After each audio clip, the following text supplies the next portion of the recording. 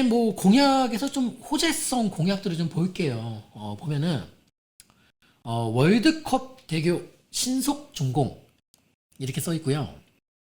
월드컵 대교 다리공사 국내 최장 기록이라고. 이건 제가 적은 게 아니라 공약집에 써 있는 내용이에요. 다리공사 국내 최장 기록 11년 4개월을 하고 있다. 다리공사 국내 최장 기록이라고 써 있고요. 이건 좀 재밌네. 이게 너무 근데 또 이렇게 또 폄하할 필요는 없는데, 그쵸? 최장 기록이래요. 아무튼 그다음에 경전철을 착공, 이게 좀 서두르겠다. 그래서 서부선, 면목선, 난곡선, 목동선, 우이신설, 경전철 이거를 빨리 착공하겠다. 착공된 경전철은 뭐가 있죠? 신림선, 동북선. 얘네들은 이제 착공됐죠? 신림선, 그리고 동북선은 얘는 착공이 됐죠. 착공 완료. 자, 그리고 뭐 하나 알아두실 거는, 서울의 경전철을 최초 발표한 사람은 일단은 오세훈 전 서울시장 시절입니다. 날짜가 언제냐면 2007년도 6월 25일이었습니다. 이날 서울시에서 경전철 사업을 최초 발표합니다. 그런데 더 나아가서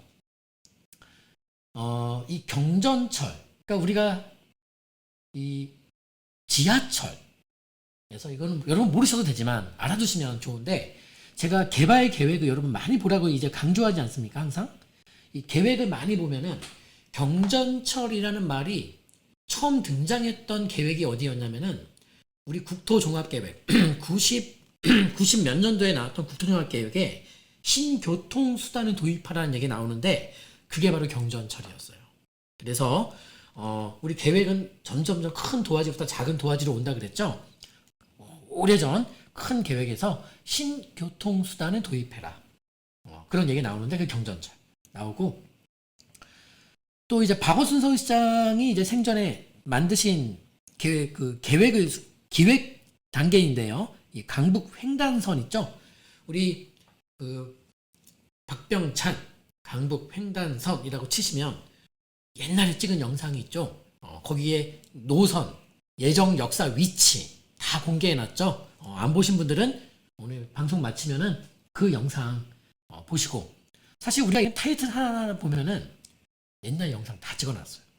그리고 또 이런 얘기 하셨죠. 신분당선 서북부 연장 확정을 조속하게 확정을 짓겠다. 그러면은 여러 지역들이 있을 텐데, 일단은 은평구 쪽이 이 신분당선 서북부 연장 확정되면 일단 화살표가 위로 잡아놨네요. 그러면 우리는 최소한 뭐 방송 마치고 여러분이 다음 주에 우리가 만날 때 공부를 좀 해두신다면, 여기 지금 적혀있는 페이지 중에서 경전철 노선이 어디인지 좀 봐두시고, 예정 역사가 어디 들었는지, 뭐 강북 횡단선도 그 영상 다시 한번 보시고, 여기에 여기 들어서는구나. 예정 역사 다 잡아놨어요. 이거 언제지도 모르겠어. 작년 총고 같은데. 그리고 신분당선 서북부 연장도 어디로 노선이 가는지 그냥 공부하면은 이거 어렵지 않지 않겠습니까? 네, 공부하고 만납시다.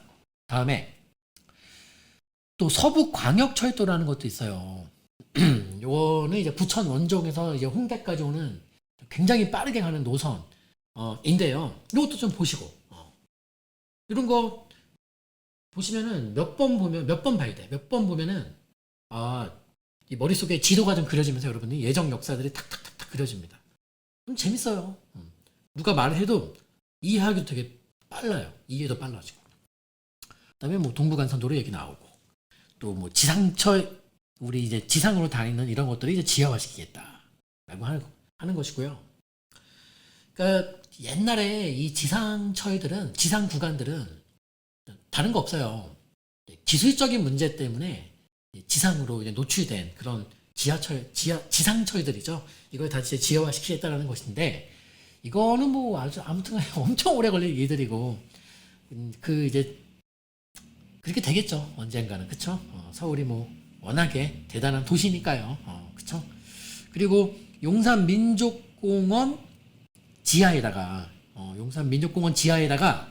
대규모 교통 거점을 마련하겠다라고 이제 하시는데, 뭐 일명 링킹파크인데, 제가 지지난주에 2000년도 초에 수립했던 계획 보여드린 게 있어요. 그게 뭐냐? 제목이 이거였어요. 지하 공간. 근데 제가 전문가들 대화 나누면서 이거 아는 전문가 본 적이 없어요. 종합 발전 계획. 제가 뭐라 그랬죠? 서울시에서 정말 수십 년 동안, 수십 년이에요. 이 서울연구원도 마찬가지고. 이 지하 공간을 발전시키고, 할 그런, 계획들을 많이 수립해 놨는데, 이게 그 중에 거기에 속하는 내용이에요. 그래서, 도로망 같은 경우에도 지하로만 다니는 도로망, 이런 거를 구축하겠다라는 계획을 서울시에서 오랫동안 해왔어요. 서울연구원에서. 그러니까 그렇게 되는데 그 교통망 그림을 딱 보면은 완전 용산으로 모든 그 지하 도로망 길이 용산 집결이야 그냥. 이게 용산으로 모이는 거예요. 그렇게 돼 있습니다. 그리고 공영 주차장, 공영 차고지 지하화시키고 공원을 만들겠다. 자, 이어서 갑니다. 서부권, 이번엔 권역별 좀 볼게요. 오세훈 서울시장께서 하신 공약 중에 서부권은 뭘 강조했냐? 서부권이면은 은평구, 마포구, 서대문구 이런 곳들이 서부권입니다. 아시겠죠?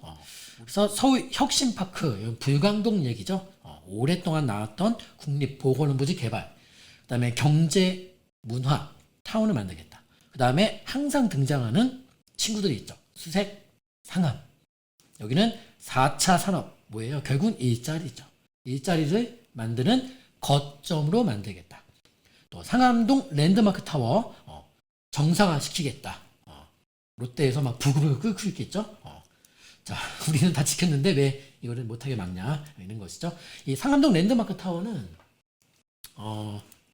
롯데몰과 별개의 사업인데 롯데몰 사업도 조속히 추진하겠다. 그 다음에 상암동의 랜드마크 타워도 정상화 시키겠다. 약간의 서부권의 코엑스 같은 그런 걸로 이제 만들겠죠. 산업, 컨벤션, 오피스, 호텔 등 딱 코엑스입니다. 그 다음에 신분당선 서북부 연장 확정, 아까 우리 봤죠? 연신내와 불광동 주목해 볼 필요가 있겠고요. 강북 횡단선도 수용하겠다. 박원순 서울시장이 잡은 아이템이었죠. 그래서 연희동, 가좌, 응암, 홍은동 일대도 거론되겠습니다. 다음은 서남권입니다. 서남권은 영등포, 구로, 금천을 연결하는 서남권의 경제, 또 나오네요. 경제, 거점 배틀. 경제가 좀 살아야 되겠죠. 그 다음에 구로 차량기지이죠. 이건 대형 호재죠. 큰 호재입니다. 그래서 이 차량기지 이전과 더불어서 1호선 연장을 이제 광명으로 뽑아줘야 되는데 그게 이제 약간의 광명시와 여러 가지 협의가 이제 필요한 단계이고요.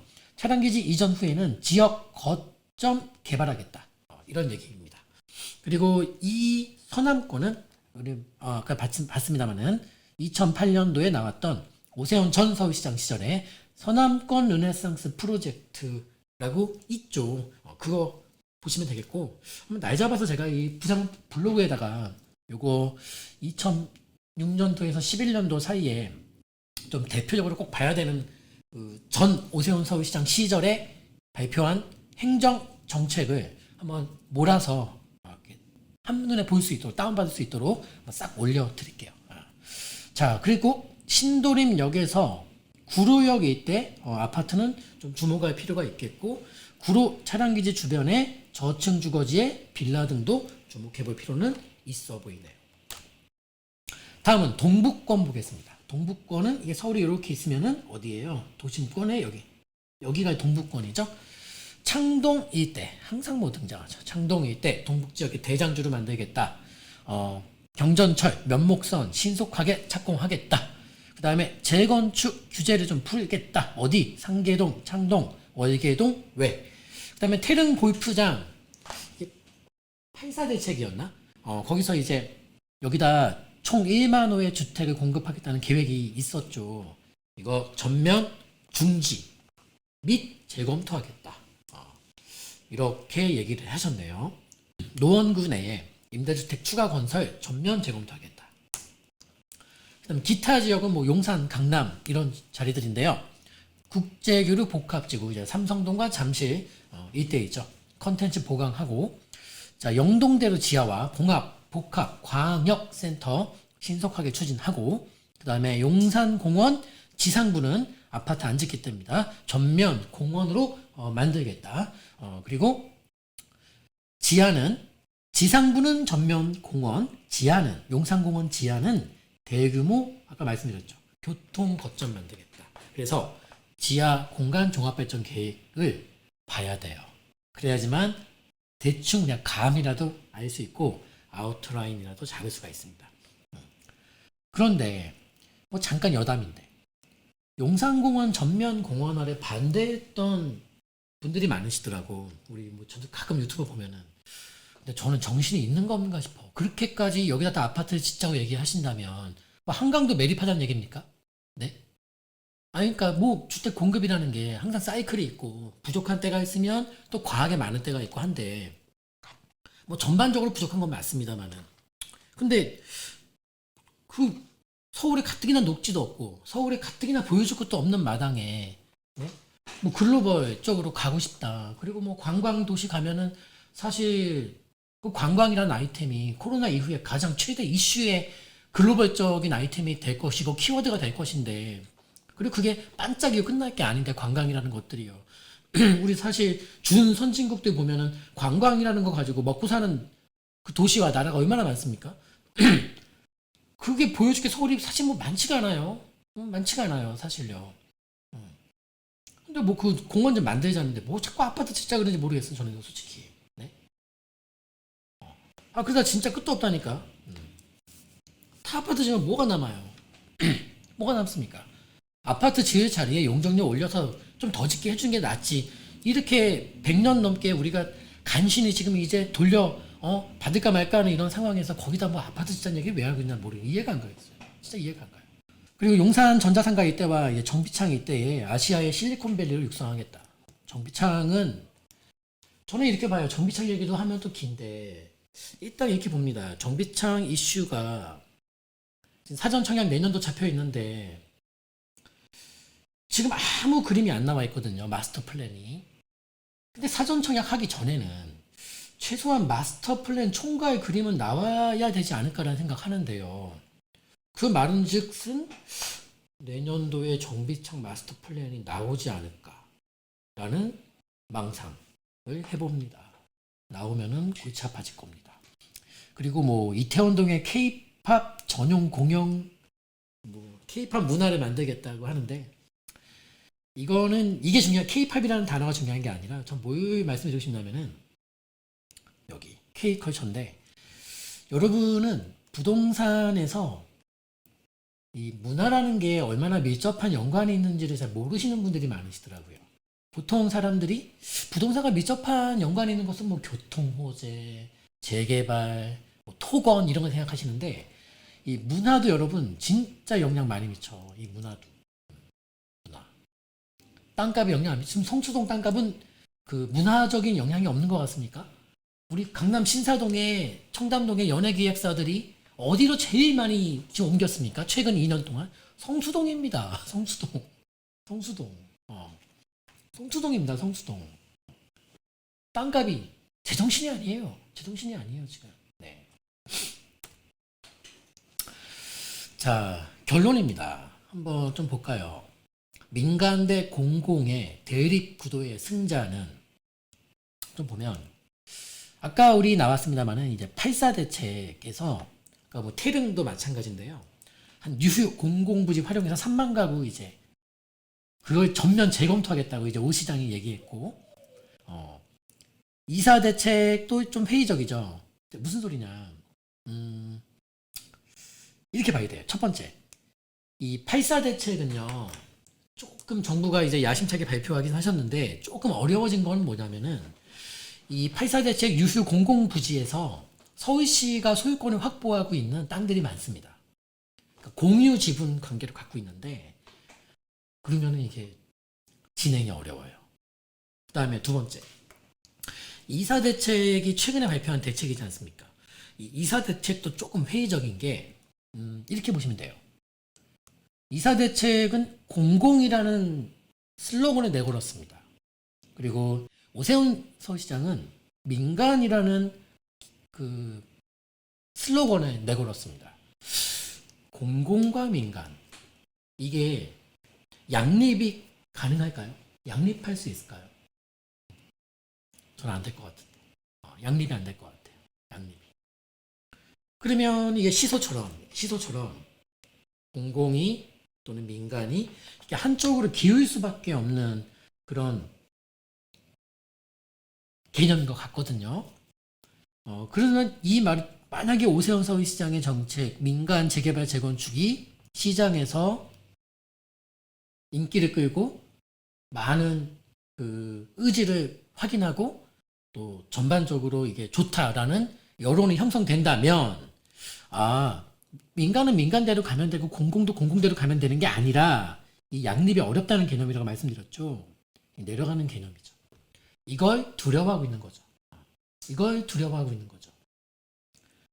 근데 이 이사 대책에서 아까 말씀드린 오세훈 서울시장이 혼자 할 수 있는 게 많지는 않지만은 또 쥐고 있는 칼자루가 있다. 지금 그걸 설명드리고 있는 것인데, 이사 대책에서 공공개발 지정권자는 국토부 장관이라면은 실컷 이 사업이 진행되고 인허가가 필요할 때는 서울시장이 필요합니다.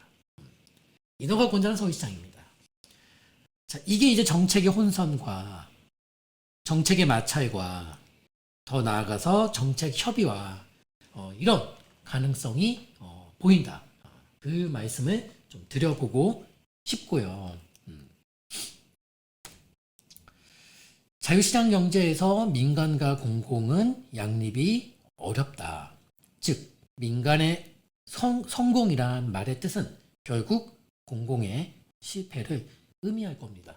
민간도 성공하고 공공도 성공하고, 이게 말처럼 쉬운 게 아니고, 그렇게 쉬운 거라면 그냥 민과 공이 다 함께 성공적으로 맞겠죠. 그리고 이번 선거에서 저는 이걸 봤어요. 정말 공공사업이 잘 될 수 있을까를 역으로 놓고 봤을 때, 이번 선거에서 공공개발 연관 지역, 공공개발과 밀접한 연관이 있는 곳에서도 여당이 이제 완벽하게 참패를 하지 않았습니까? 만약에 공공개발이 정말 이거 없으면 안 돼 라는 그 지역의 주민들의 합의가 크게 광범위하게, 어차피 지금 뭐 공공개발 거론되는 곳은 그 조금만 낡은 곳이 아니라 그 공공개발 거론되는 곳 말고 그 지역구 전체가 대부분 다 낡았거든요. 근데 뭐 하나 이긴 곳이 없지 거의. 그러니까 이제 이것은 공공개발에 대한 슬로건이 진작에 먹히지 않고 있었고, 대표적인 것은 공공이라는 인식이라는 것도 여의치 않은 상황에서 LH 사태가 거의 심각한 데미지, 균열을, 복구가 안 되는 균열이 갔거든요. LH 사태로. 근데 이번 선거로 인해서 저는 아예 이게 지금 무너졌다 보는 거예요. 무너졌다 봅니다. 무너졌다고 봐요. 이런 상태에서 여러분은 이사 대책으로 인해서 우리 지주분들이 소유권을 공공으로 넘길 수 있을까요? 소유권을 공공으로 넘길 수 있을까요? 예, 쉽지 않아요. 말씀드렸죠? 2007년도 때, 8년도 때 오세훈 전 서울시장 시절에 층수를 이렇게 올려줄 테니까 뭐 기부 체납을 뭐 10몇 프로 이렇게 서울시로 좀 주세요라는 것도 반대하신 분들이 소유권을 넘긴다? 쉽지 않습니다. 근데 저는 이렇게 봐요. 이걸 이제 완전 망상이고, 저는 정치인도 아니고 정치 평론가도 아닙니다. 다만 앞으로 어떻게 흘러갈 것인가에 대해서 정치적인 부분이 곧 정책이고 하기 때문에 잠깐 망상을 좀 몇 가지 생각한다면 이런 생각합니다. 뉴스를 보면은 많은 식의 뉴스 기사가 이렇게 쓰여지더라고요. 봐라, 민주당이 서울시 의회를 장악하고 있다. 거의 뭐 90% 이상 민주당이다. 또 재개발 재건축도 하려면은 구청장들도 중요합니다. 구청도 중요한데 서울의 25개 구청 중에 24개 구청이 민주당이다. 오세훈 서울시장은 1년 반짜리 그냥 시장일 뿐이고 혼자서 할 수 있는 게 아무것도 없다. 이러한 뉴스 기사도 많이 나오고 있고 또 그런 식으로 우리 여당 쪽에서 멘트를 크게 날리신 멘트도 있죠. 근데 저는 어떻게 생각하냐면은 저 밑에 적어놨죠. 보통의 어떤 싸움과 승부에서는 가진 게 많은 사람이 이깁니다. 보통의 경우에 그렇습니다. 보통의 경우에는. 근데 원칙적으로는 그래요. 근데 원칙이 있으면 예외도 있는 법인데 예외적으로는 잃을 것이 많은 자가 집니다. 딱 여기까지만 얘기할게요. 원칙은 가진 게 많은 사람이 이겨요. 다만 예외적으로 잃을 것이 많은 분들이 진다라는 것이죠. 그렇게 말씀을 드릴게요. 말이 어렵나? 자, 오늘 여러분들과 함께 오세훈 서울시장의 이제 시장이 됐죠. 전 서울시장 시절의 공약은 우리가 받고 시장이 됐으니까 이제 앞으로 뭘 하겠다라는 선거 기간에 발표했던 공약을 좀 알아봤고요. 앞으로 제일 중요한 건 정책 해석은 결국 뭐다? 단기적인 대응책을 해석하는 거다. 결국 뭐예요? 중요한 건 뭐죠? 시장의 수급 논리가 시장은 그 방향성을 가지고서 알아서 갑니다. 자기 갈 길을 가는 것이고 이렇게 봅니다. 그리고 조만간 한 3년 전에 했던 강의가 있는데요. 그 고무줄 기차 이론을 처음 탄생시킨 강의인데 그 강의를 지금 3년이 지난 이 시점에서 한번 재해석을 할게요. 제가 한번 봤는데 이쯤에서 한번 여러분들께 다시 한번 편집해서 한 20분짜리로 좀 요약해서 올려드리고자 합니다. 고무줄 기차 이론 아직 안 보신 분들은 보시면 되고 제가 실제 강의했던 여기서 우리 사무실에서 강의했던 영상 많은 분들이 참여했던 영상인데 영상부터 깜짝 놀랐던 건 딱 하나예요. 한참 멀었다. 그리고 선두그룹만 오르는 게 아니다. 그리고 다 오르면 다시 선두그룹이 다시 신호를 보낸다. 이게 고무줄 기차 이론이죠. 3년 전에 얘기했습니다. 쉽게 안 끝난다. 쉽게 안 끝난다. 그렇게 보여줄게요. 자, 저는 오늘 이만 들어가 보겠습니다. 1시간 좀 넘는 시간 동안 고생하셨고요. 수요일날 시청자 고민 상담 시간에 찾아뵙겠습니다. 감사합니다. 박병찬이었습니다.